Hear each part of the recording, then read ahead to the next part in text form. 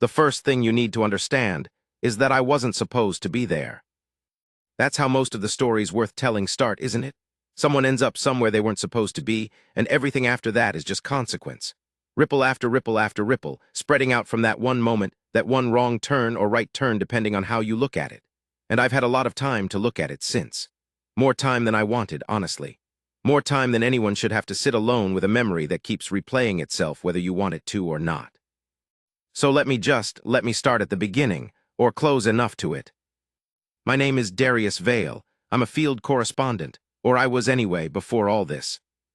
Before the Conclave Station incident became the thing that follows my name wherever it goes now. Before I became the guy who filed that report, the one that got flagged by 17 different government intelligence branches across 8 different star systems.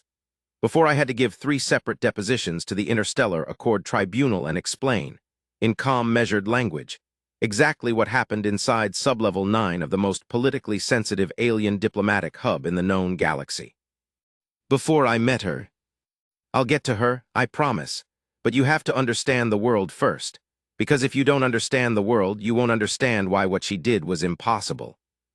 And if you don't understand why it was impossible, you won't understand why the whole galaxy is still quietly, carefully, nervously rethinking everything it thought it knew about human beings. The world as it was.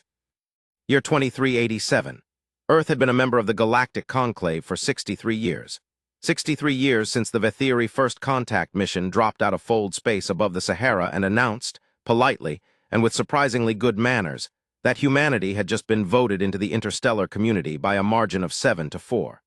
The 4 dissenting votes came from species that didn't think we were ready, didn't think we were stable enough, didn't think the particular combination of aggression, creativity, and what the Vethiri diplomatic logs called persistent irrational optimism was something the Conclave was prepared to absorb.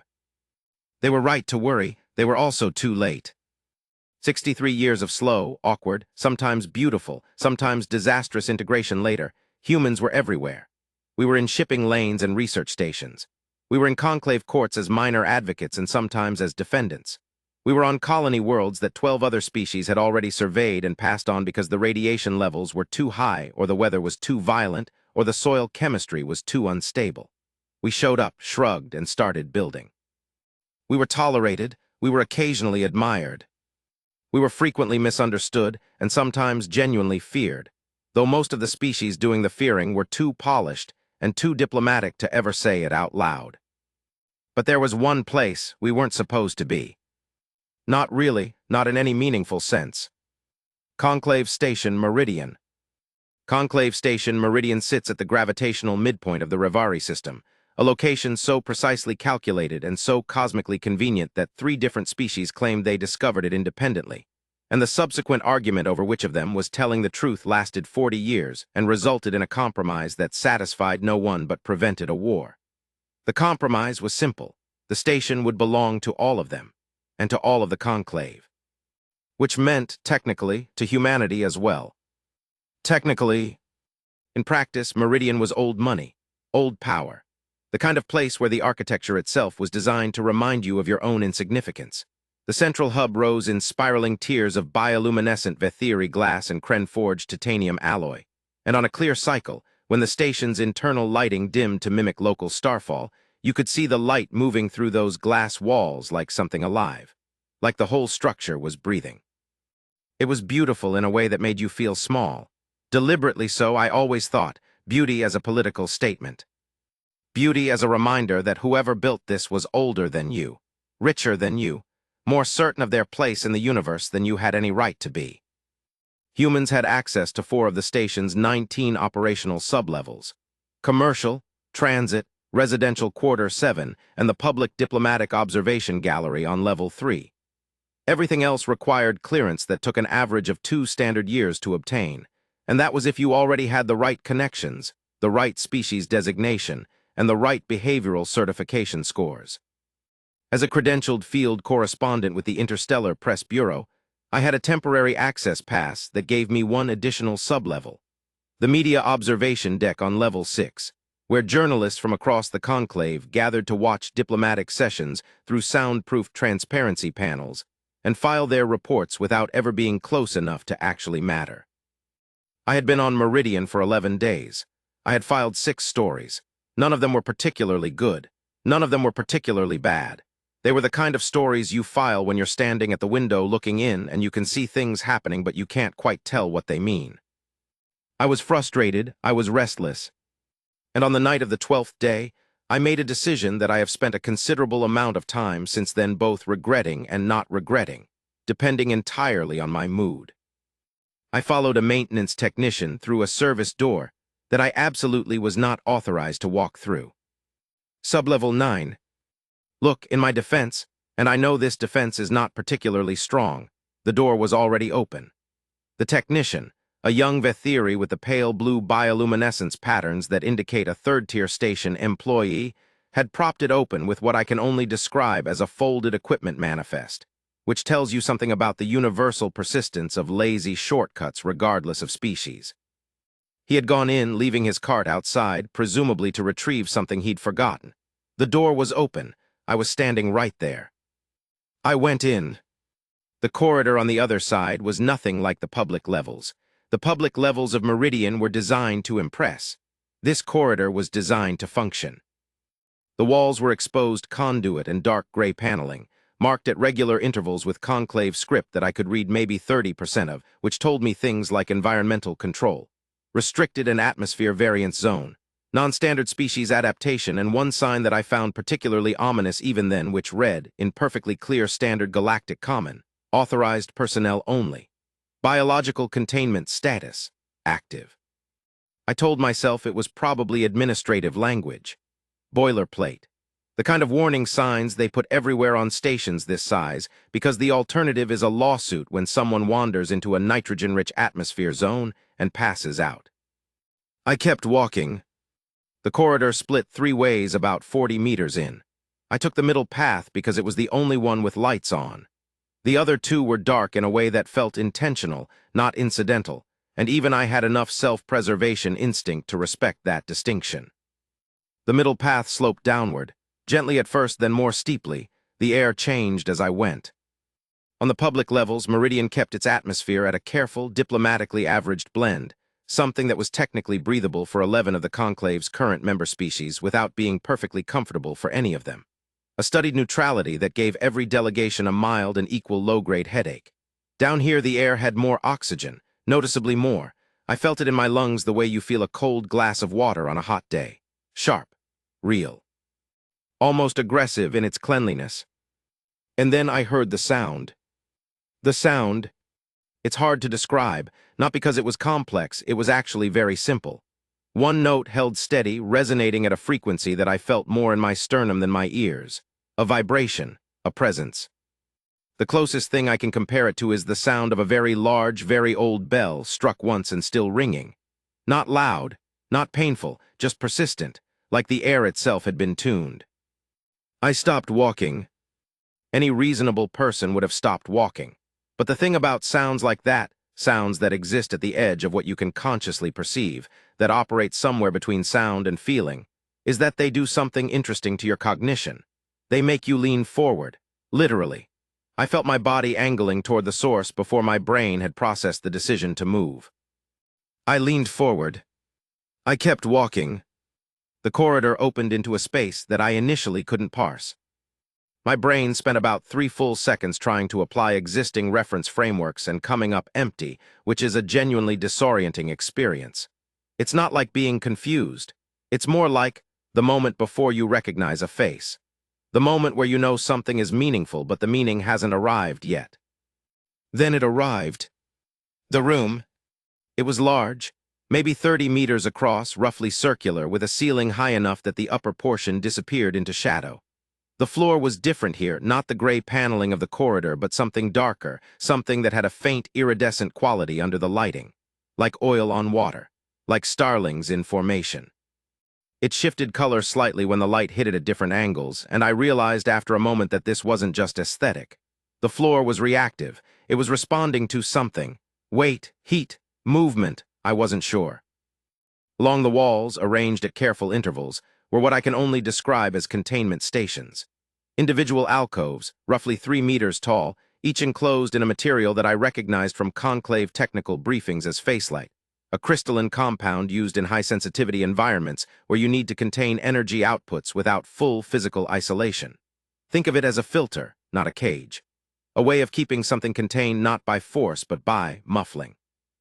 Like putting your hand over a speaker. Most of the alcoves were empty. 3 of them weren't. In the first alcove, a piece of technology I didn't recognize. Something shaped vaguely like a tree, if a tree were made of dark metal and had exactly 7 branches arranged in a spiral pattern, and emitted a faint silver light from a central point that seemed to float independently of any structure. I stared at it for too long.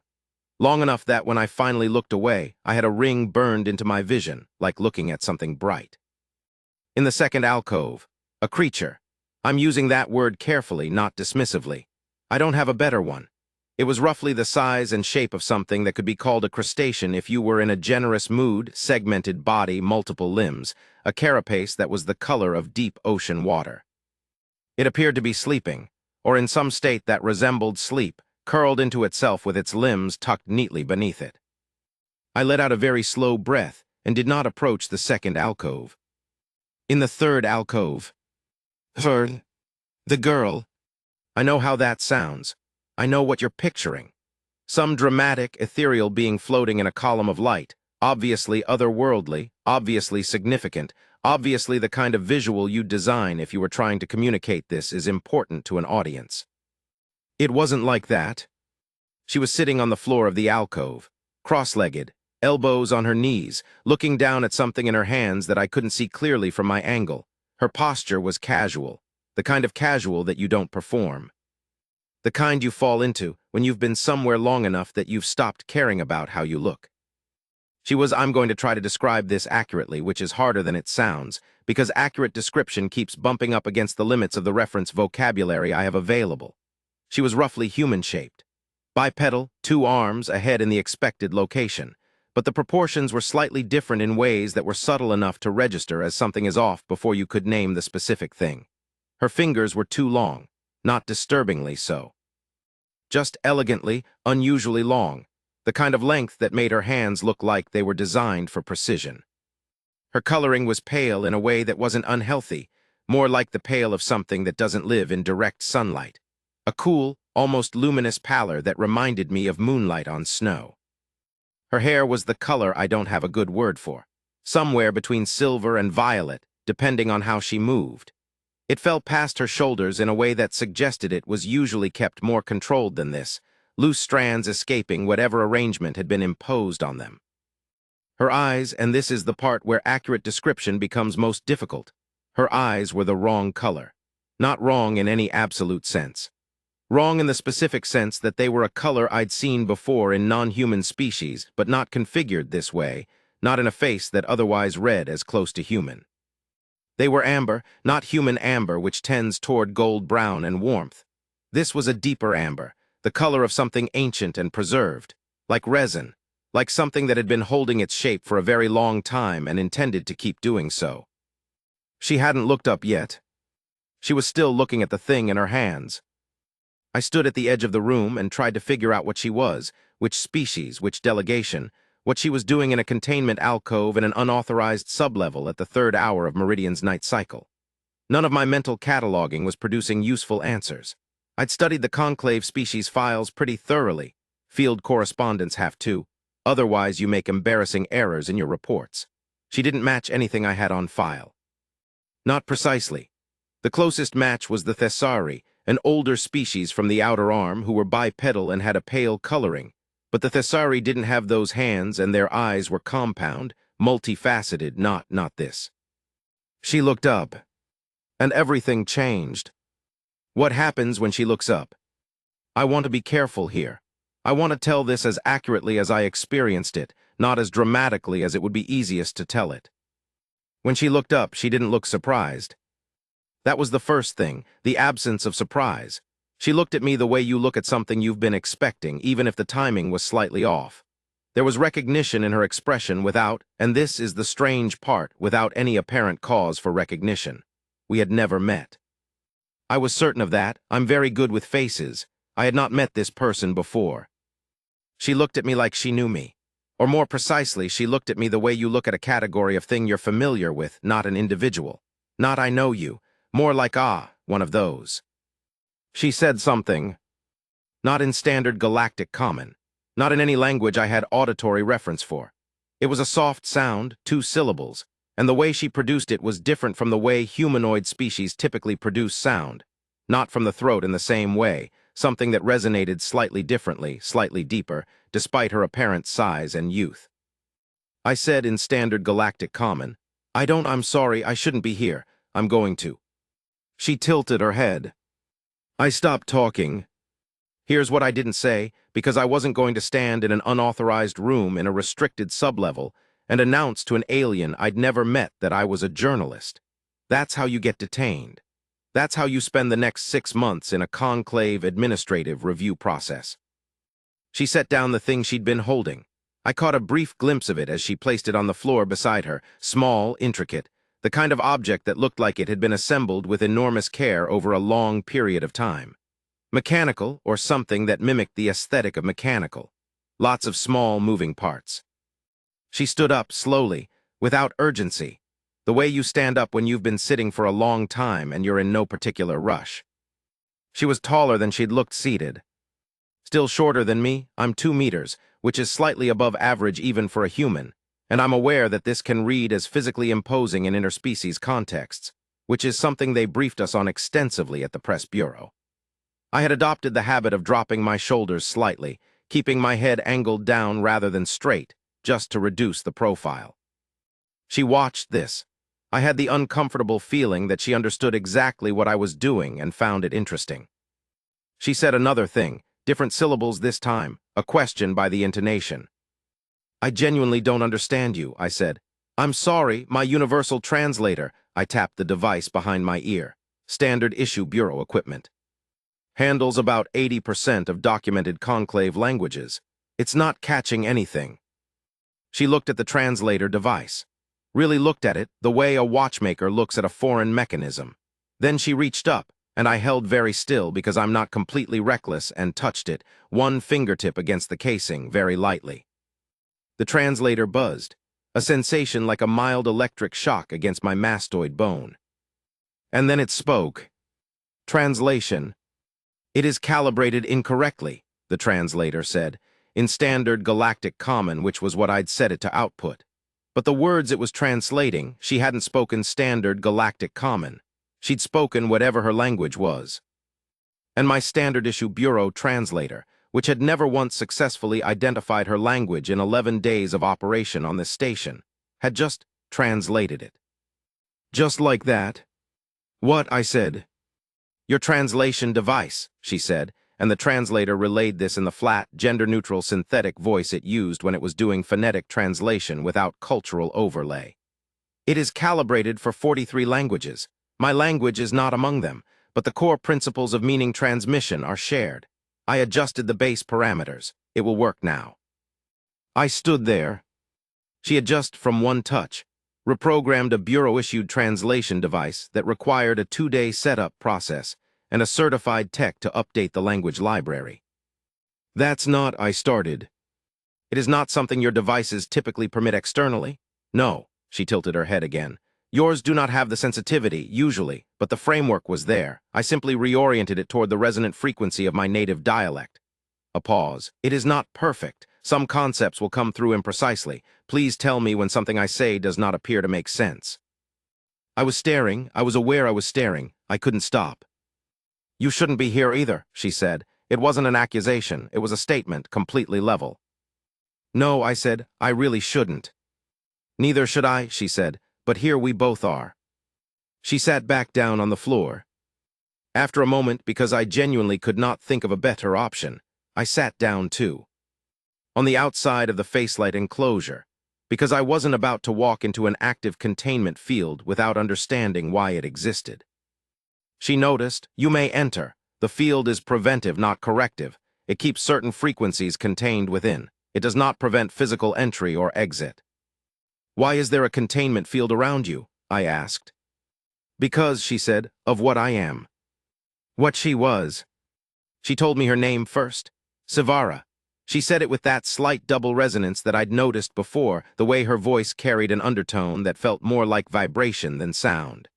My translator rendered it as Savara, which she confirmed was a reasonable approximation. She was Thessari. I had been right about that in the general sense. But she was Thessari in the way that a wolf is a dog, technically in the family, but not what you'd be thinking of when you used the word. There are, she explained, genetic lines within the Thessari population that carry dormant characteristics from an evolutionary branch that most of the species had diverged from approximately 12,000 years ago. An older line, a deeper line. One that the modern Thessari were, depending on which school of thought you subscribed to, either quietly proud of or actively trying to forget. She was from that line. The Conclave knew about these lineages. They were documented. What the Conclave had not fully accounted for.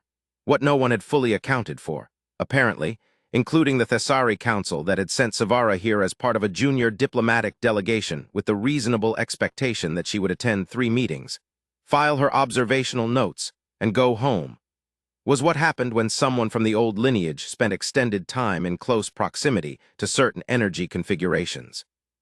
Certain energy configurations like the ones on this level, I asked. Yes, she said. The artifacts on this level are old, older than the station. Older in some cases than most of the Conclave's current member civilizations. They were placed here for study, safely isolated. No active output. She glanced at the first alcove at the tree-shaped thing with its floating light. Or so the assessment indicated. And the assessment was wrong. Not wrong, she said. Incomplete. The artifacts themselves are dormant, but dormant is not inert. There is a difference between a thing that is not moving and a thing that cannot move. She paused. The translator struggled slightly with the next sentence, producing it in pieces. The resonant field they emit, even at rest, is sufficient to interact with certain biological configurations. Mine, specifically. My lineage carries receptor structures that most modern Thessari no longer have. They were thought to be vestigial, evolutionary debris. Were they? She looked at her hands. No, she said. They were not. What had been awakened? This is the part I need to go slowly on because it's the part that's hardest to convey accurately. It's the part that sounds the most like something I made up. I want to be clear. I was there. I watched it happen. I filed the report.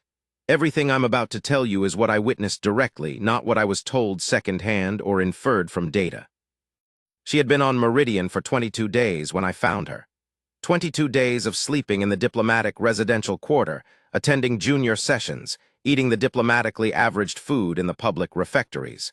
Normal, routine, unremarkable. On day 17, she had started having trouble sleeping. A low-frequency vibration that she could feel in her sternum, she said. Like a bell struck and still ringing. I recognized that description. I'd felt it myself walking down that corridor. I'd felt it and it had pulled me toward the source and I hadn't understood why. On day 19, she had started hearing things that weren't there. Not voices, not sounds exactly, more like presences, shapes in the air, structures that she could sense the geometry of without being able to see them directly. Her perception was expanding, she said, in directions she didn't have language for. On day 21, she had come down to sublevel 9. You knew about this level? I asked. I felt it, she said. I didn't know the layout, I simply followed the pull. She considered this. Much like you did tonight, I expect. I considered denying this. I didn't bother. Yes, I said, pretty much exactly like that. The resonance drew me here, she said. And when I arrived, when I was in proximity to the artifacts, particularly the Tessimer, she indicated the tree-shaped object with its floating light. Something that had been sleeping in me stopped sleeping. What does that mean, practically speaking? She held out her hand and showed me the demonstration. The piece of light that floated at the center of the Tessimer artifact. That small, silver-white point that I'd noticed when I first scanned the alcove moved. It didn't move on its own. I want to be precise. She held out her hand, palm upward, and something in her expression changed, not dramatically, not theatrically. It was subtle, a slight focusing. The kind of micro-expression that appears when someone does something they've practiced enough that it has stopped requiring effort, and now requires only attention. The light moved toward her. slowly, across the 3 meters of open air between the Tessimer's alcove and the edge of her enclosure, across the facelight field boundary, which the light passed through without apparent resistance, suggesting that either the field didn't affect this type of energy or she had somehow adjusted the parameters of the field itself, across the remaining distance to her open palm. It settled there, just above the skin of her hand, not quite touching, hovering, rotating very slowly the way a soap bubble rotates when it floats on still air. It was about the size of a human fist. It was warm. I could feel the warmth of it from where I was sitting, a gentle heat like sunlight through glass.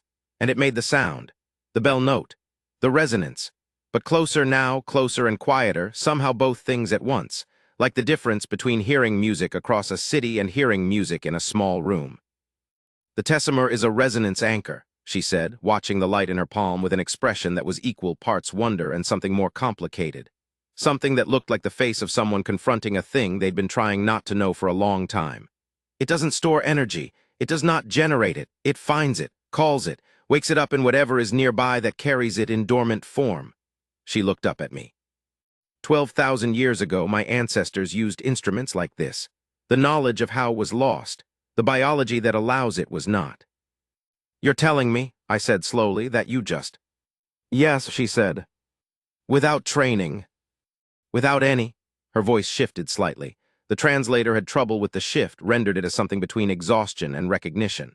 "It is stranger than I expected, to have a capacity you did not know about, to find that what you thought was simply the way you perceived the world, the extra frequencies, the resonance awareness was not quirk, not sensitive biology, it was this." She closed her fingers around the light, not roughly, carefully, like closing your hand around a firefly. "This was always trying to happen. I simply never came close enough to the right frequency source before." I watched her hand. The light didn't go out when she closed her fingers. It shone through them, between them, amber warm, and her skin in that light looked, I don't know, more itself somehow. Like the light was revealing a layer of her that had been there all along and just needed the right wavelength to become visible.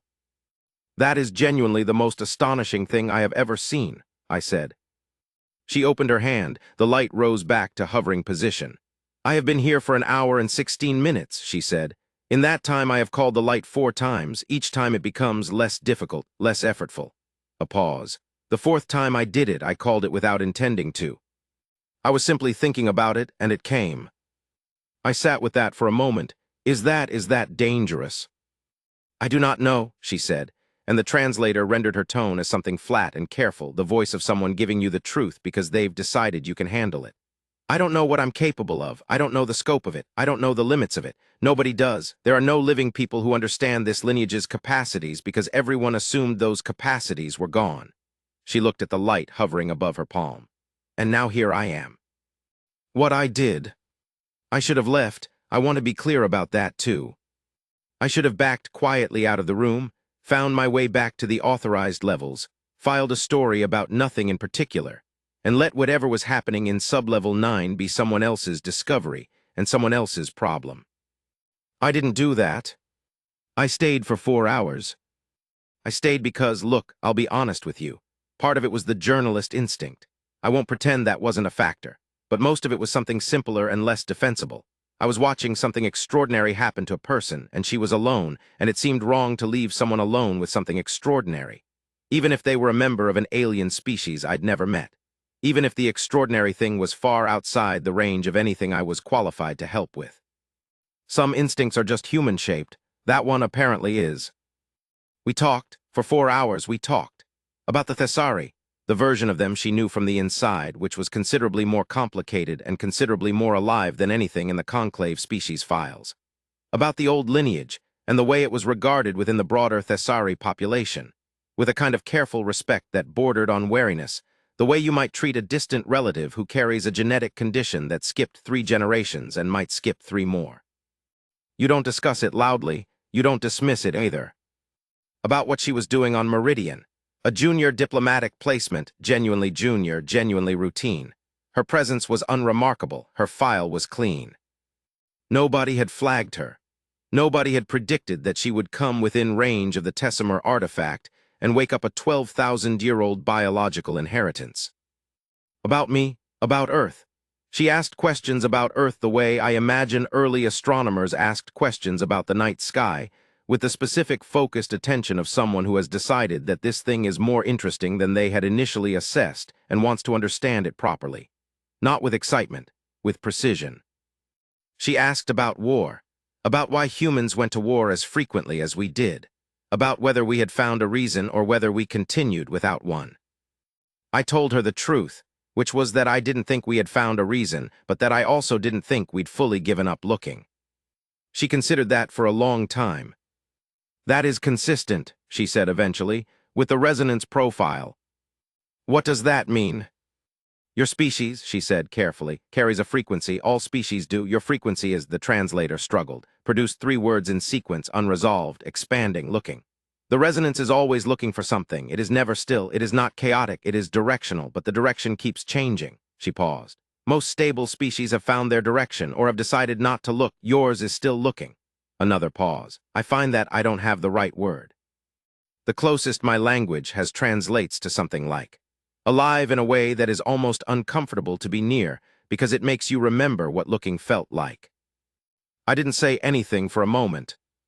I'm going to take that as a compliment, I said. It was meant as an observation, she said. But there was something in her voice that the translator couldn't render and didn't try to. Something in the way the undertone shifted that I can only describe as the sound of a smile that hasn't reached the face yet. The moment it changed, we had been sitting there for 3 hours and 40 minutes when the door at the far end of the room opened. Not the corridor I had come through, a different door. One I hadn't noticed because it was set flush with the wall behind the second alcove, the one with the sleeping crustacean creature, and the angle had kept it hidden. 3 figures came through it. Galactic Conclave Security. I knew the uniform, white and silver, a design that 3 different species had contributed to and that consequently suited none of them particularly well. Conclave Security was a mixed species corps, deliberately so, because the Conclave's founding charter included a provision that no enforcement body within the station could be drawn from a single species. The theory was checks and balances. The practice was a unit that sometimes had trouble agreeing on which direction to walk. The 3 that came through the door were 1 Vethiri tall with the bioluminescence patterns dimmed to their functional alert configuration. 1 Kren, short, dense, the gray skin of the species, eyes that processed a wider spectrum than most Conclave members, and 1 human. The human was Lieutenant Karen Ives. I recognized her from the station directory. I had tried to interview her 3 times in 11 days. She had declined all 3 times. She recognized me. Correspondent Vale, she said. Her voice was very level. You are in a restricted zone. I know, I said. You are very significantly in a restricted zone, she said. You are in a zone that is restricted to, she glanced at her wrist display, security level Delta 7 personnel and above. Your credential level is Gamma 2. We are 11 security tiers apart. I understand that, I said. The Vethiri officer was looking at Savara, then at the Tessimer alcove, then back at Savara. His bioluminescence patterns were doing something I didn't know how to read, cycling through rapid shifts that suggested agitation or alarm or possibly both. The Kren had its hand on its sidearm, not drawing it, just touching it, the way you touch a railing when you're not sure of the footing. Savara had not moved from her cross-legged position on the floor of the alcove. She was watching the 3 officers with the same still, precise attention she had given everything. The light was gone. She had let it return to the Tessimer when we heard the door. Her hands were in her lap. Thessari Delegation Member Savara Vell, Lieutenant Ives said. Her voice had shifted slightly toward the formal register that security personnel used when they were filing the words for the record. You are also in a restricted zone. Your access level does not. I am aware, Savara said. Her translator was apparently still working because she was responding in standard galactic common, or close enough to it that the room could understand. I will come with you. I have no intention of resistance. The Vethiri officer said something in his own language, quickly, clearly upset. The translator rendered it approximately as, the Tessimer readings have changed. Something has interfaced with it. This needs to be reported immediately. Savara heard it. She heard it and she looked at the Vethiri officer and she said quietly, I know. I am the thing that interfaced with it. The silence in the room after that was the kind of silence that happens when everyone present is absorbing information that changes the shape of what comes next, and they're all doing the calculation at the same time. That's not, the Vethiri officer started. Possible, Severa said, not aggressive, not challenging, just asking. You are Thessari, he said. Current lineage, your biological profile on file shows standard modern Thessari genome. Yes, she said, my profile shows that. Then you cannot. And yet, she said. Another silence. What happened next? This is the part of the story where the climax is supposed to be something explosive. A confrontation, a display of power, some cinematic moment where abilities collide and the outcome is dramatic and clear-cut. That's not what happened. What happened was a standoff, and standoffs are their own kind of tense. The Kren officer had drawn its sidearm by the second minute, not pointed, held at a downward angle, but drawn. Severa had not moved. I had not moved. Lieutenant Ives was cycling through what I could tell from watching her face was a very rapid assessment of options, none of which were clearly good. Correspondent Vale, she said, you are going to leave this room. I'd rather not, I said. She looked at me. That was not a request. I understand that, I said. But you have a person in that enclosure who you do not fully understand, who has just demonstrated a capacity that does not exist in your species documentation, and you have a drawn weapon 2 meters from her. I'm staying. I paused. I'll give you the exclusive interview afterward, all access, all details, but right now I'm staying. Lieutenant Ives stared at me for a long moment. Reporters, she said, with an exhaustion that transcended species and reached the level of universal human experience. She did not make me leave. The Vethiri officer was communicating rapidly with someone on a wrist device, calling it in, clearly, whatever it was in his assessment. Which I expected would mean that within the next 10 to 15 minutes, this room was going to be significantly more crowded and significantly more tense. Severa, I said. She looked at me. Whatever you do or don't do, I said carefully, make sure it's something you choose, not something that happens because the situation made it feel necessary. It was, in retrospect, a very strange thing to say. I'm still not entirely sure why I said it. Maybe because I could see the way the situation was building, the drawn weapon, the urgent call, the enclosure, and I understood from my own human instinct what it feels like when a system starts closing around you, when the options start narrowing, when the rational response starts feeling like the only response. And I didn't want her to get there without having paused first. She looked at me. That, she said, is remarkably good advice. And then she did something that I did not expect. She laughed. The laugh. The translator doesn't have a word for it. It tried. It rendered a short syllable with a notation that said probable. Amusement. But it missed entirely the quality of the thing, which was genuine and warm and startled, the laugh of someone who has just heard something absurd in the best possible way. You're telling me, she said, still with that warmth in her voice, to be deliberate. While I am sitting in a facelight enclosure in a restricted sublevel, having just accidentally awakened 12,000 years of dormant biological heritage, with 3 armed security officers looking at me. Yes, I said. Humans, she said, and the translator gave up on the word entirely and just left it standing there as if the word itself was self-explanatory, which, at that particular moment, maybe it was. What does that mean? I asked. It means, she said, that your frequency is exactly as I described it. She paused, alive in a way that is almost uncomfortable, and looking. She paused again. I find I am less uncomfortable with it than I expected. The Kren officer said something. The translator caught it. What is she doing? Why is she? Why are they laughing? This is not. Lieutenant Ives held up one hand, a purely human gesture. Stop. Wait. The Kren stopped talking. Sevaravel, Ives said. Her voice had changed, still formal, but something underneath the formality had shifted. She was adjusting, I realized. She was a good officer. She was looking at the situation and updating. The calculation she'd been running had hit a new data point, which was this. The being in the enclosure was not in distress, was not hostile, was laughing, was engaged in conversation, was calm. That calm was either very good news or very bad news, depending entirely on what it meant. I need to understand what happened here, Ives said. Clearly, accurately, I need to be able to report it accurately. Yes, Savara said. I imagine you do. Can you tell me? A pause, Savara glanced at me, then back at Ives. Yes, she said. I can tell you. It will be easier to show you part of it if you permit that. And if you ask your officer to please lower his weapon, because the facelight field will prevent anything contained within the alcove from physically projecting outward, and a discharge in this room carries a reasonable probability of damaging the Tessimer artifact, which I believe would be considerably worse for all of us than whatever you imagine I might do. Ives looked at the Kren officer.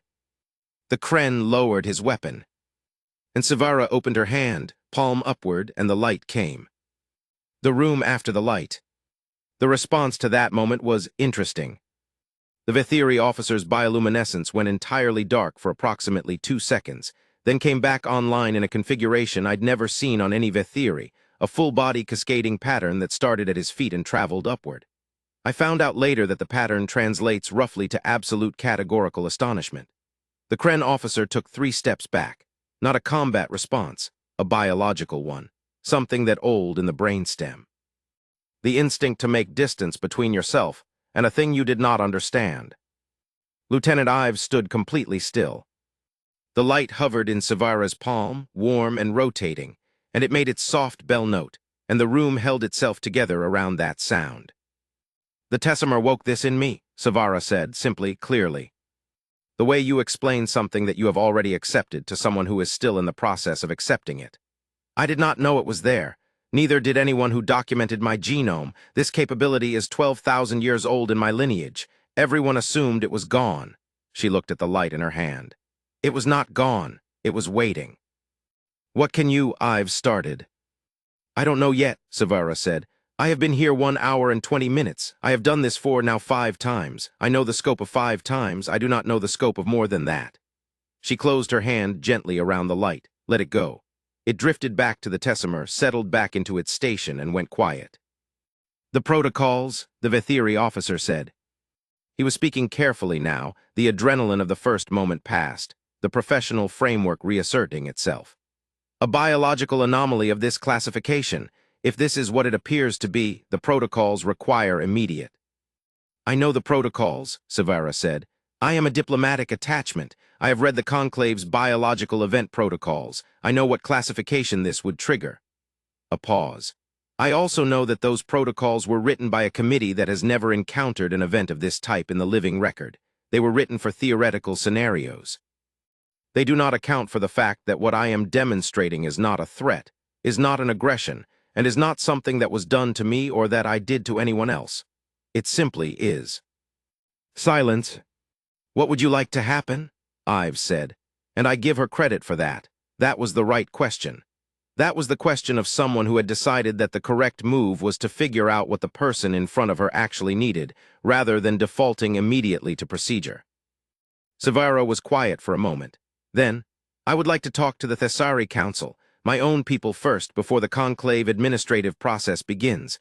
I would like someone who understands what my lineage is supposed to be, even if no one alive has seen it active, to know about this before the bureaucracy turns it into a classification number. She paused. And I would like. She looked at me.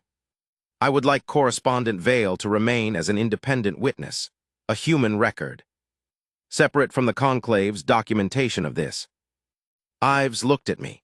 The look of a person who is weighing the value of an independent witness against the administrative nightmare of having one.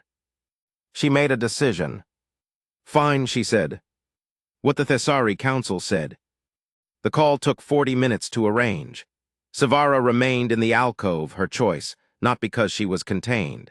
She said simply that the proximity to the Tessimer was helping her understand what she was experiencing, that she wanted to stay close to it while she could.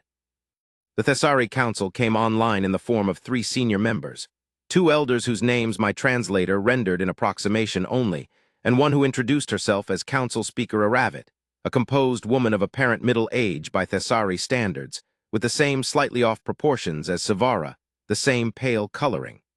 Different eyes, standard Thessari amber, shallower, less ancient-looking.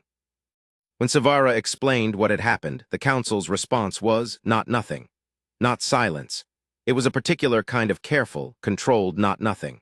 The kind of response you produce when you are hearing something that part of you has known was a theoretical possibility, and part of you genuinely never expected to encounter.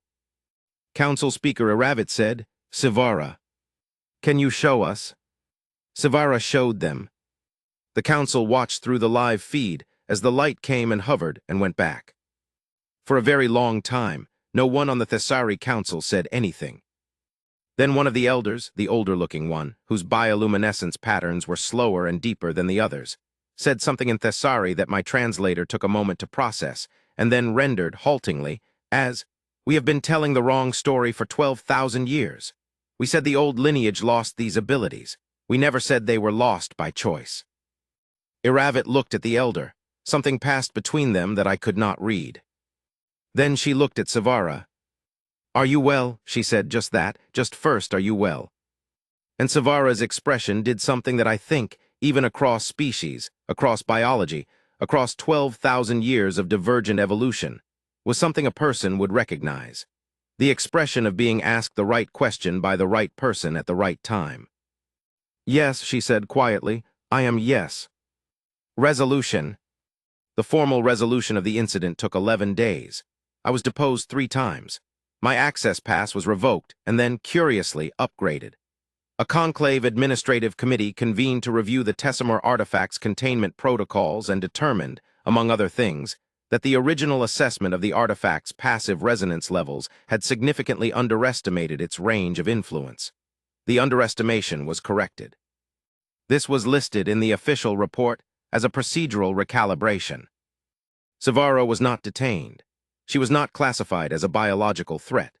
She was, and this was the outcome of a conversation that I'm told lasted 2 standard days within the Thessari Council, reclassified from junior diplomatic attachment to lineage representative, a designation that hadn't been used in the Thessari's internal documentation in 11,000 years and had to be retrieved from archived protocol files. She was placed in a study program, eventually, a voluntary one. The conclave set up a research collaboration between the Thessari delegation and 2 of the species whose members had the deepest expertise in resonance-based biological systems. There was a long and bureaucratic argument about whether her capabilities required additional access restrictions or additional access privileges, which is exactly the kind of argument that committees have when something doesn't fit any of their existing categories. I filed my story, all of it, the whole thing as close to accurate as I could get it. My editor called me within 4 hours of receiving it and said, in a voice that was trying very hard to be calm, "Darius, where did you get this?" "I was there," I said. A pause. "You were in sublevel 9. "I really was." Another pause. "You're going to cost me," she said. "Probably," I said, "but it's real, every word." She ran it. What happened after? The story became the thing that follows my name now. The one flagged by 17 government intelligence branches. The one that generated 3 tribunal depositions and 2 documentary proposals, and 1 academic paper co-authored by a xenobiologist and a Thessari evolutionary geneticist that cited my witness account 14 times, and which I am still quietly, privately proud of. Sivara became something of a different story. Not in a public way. The Thessari are careful people, and the council managed the broader narrative with the particular skill of a species that has had a very long time to learn what it means to control how information moves. What became public was a brief official statement acknowledging the discovery of active biological characteristics within an ancestral lineage subpopulation, described as significant for Thessari cultural heritage and biological documentation. Significant for Thessari cultural heritage and biological documentation. That's how you describe it when you want the bureaucracy to process it and the public to move on. What it actually was, what I know from having sat on the floor of sublevel 9 for 4 hours watching it happen, was a person finding out that the thing they thought was a quirk of their perception, a sensitivity, a way of experiencing the world that was slightly different from everyone around them, was not a quirk at all, was something ancient. Something that had been waiting in her biology for 11,000 years, for the right resonance to come along. And then a piece of alien technology older than most of the civilizations in the room woke it up. And the first thing she did, when she found out what she was laugh. What I've thought about since. I've thought about what she said about human frequency, about the resonance profile, unresolved, expanding, looking. I've thought about what it means that she found that not threatening, not destabilizing, found it alive in a way that made her remember something. I've thought about the way the Kren officer stepped back from the light, the old brainstem response, distance from the unknown, and the way Lieutenant Ives held up her hand and said, "Stop. Wait." The choice to pause, the choice to ask what someone needed before deciding what to do about them. I've thought about myself, standing in a corridor I wasn't supposed to be in, following a sound I couldn't identify, moving towards something I didn't understand, and choosing, because it was a choice, even if it didn't feel like one, to keep going. Because some instinct said that the thing at the end of the corridor was worth knowing about, even if knowing about it was going to cost something. It did cost something. My access credentials have never quite recovered. There are 3 intelligence agencies whose names I'm not permitted to publish that have a file on me that I have been politely and firmly told is active and ongoing. Worth it. Completely, entirely, without reservation, worth it. The last thing she said to me, before the formal process began, before the depositions and the committees and the council communications, in the last quiet moment before Sublevel 9 filled with people who all had opinions about what was supposed to happen next. She looked at me and she said, in that voice with its resonant undertone, its double register that my translator had long since given up trying to fully capture. You came down a corridor you weren't supposed to enter, into a room you weren't supposed to see, and you sat on the floor and talked to a person you didn't know for 4 hours in the middle of the night because it seemed like the right thing to do. Yes, I said. You weren't afraid of what I might be, she said. I was a little afraid, I said, but not of you.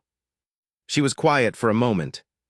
Your species, she said, and the translator gave up entirely and left the tone in the air unrendered, which somehow made it more complete than any approximation could have, is going to surprise the galaxy considerably more before you're finished. She turned and walked with Lieutenant Ives toward the door. And I sat on the floor of Sublevel 9, in the ambient warmth of an artifact older than civilization, listening to the faintest bell note still resonating in the air, and I thought, I hope so. I really do. I hope so.